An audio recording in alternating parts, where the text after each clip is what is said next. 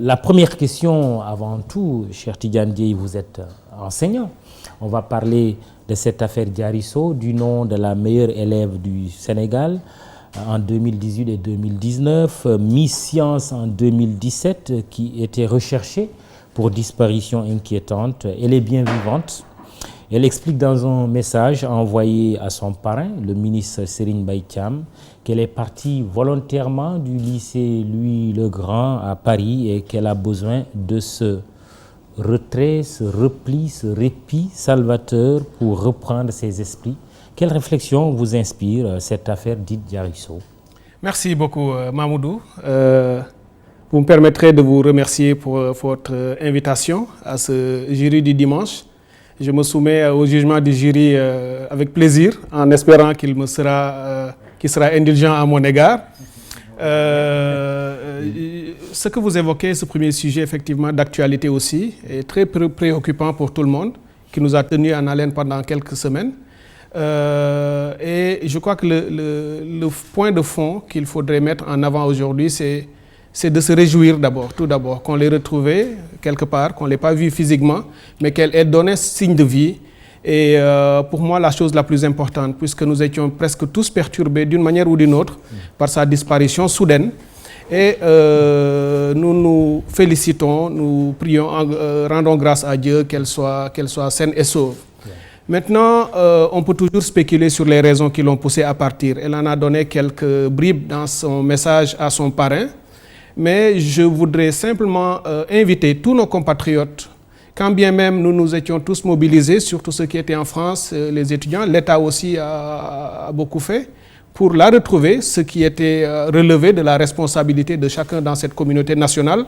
Lorsque quelqu'un est en difficulté, qu'il soit le plus important du Sénégal, meilleur élève ou un citoyen lambda, on devrait avoir la même réaction de se mobiliser pour retrouver et aider. Maintenant, d'une bourse d'excellence de l'État du Sénégal pour poursuivre ses études, notamment en ingénierie.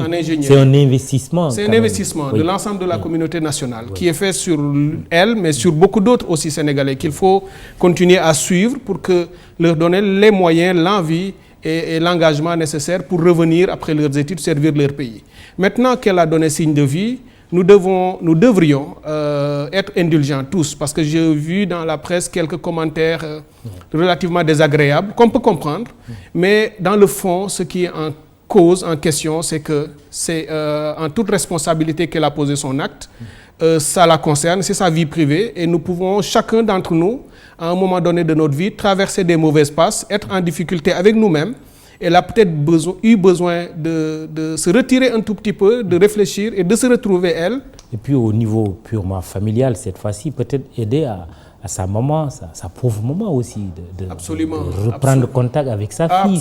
C'est également important, aussi bien pour elle que pour également sa famille. Et pour sa famille, pour son entourage, sa communauté, son village, etc. Enfin, tous ses proches ont besoin de ce soutien. Et puis je pense qu'il faut...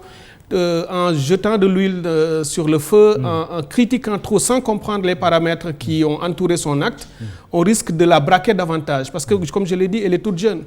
Et sentir aujourd'hui le poids du jugement de tout le pays, le regard de l'autre, déjà c'est lourd dans notre société.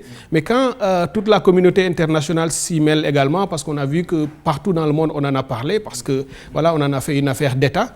Et c'est, comme vous dites, la famille a besoin d'un appui, il faut un soutien psychologique à sa maman. Je crois qu'elle est assez soulagée. Pour elle, le plus important, c'est de retrouver sa fille. Et je crois qu'il faut aller dans ce sens et tourner rapidement cette page et lui laisser les moyens, le temps de continuer son chemin. Et je précise qu'il faut la laisser poursuivre, choisir son propre chemin et se mettre sur le chemin qu'elle s'est choisi. Il ne faut pas qu'on lui fasse porter nos propres projets, nos visions et nos rêves à nous, à notre communauté. C'est à elle de se choisir son propre rêve.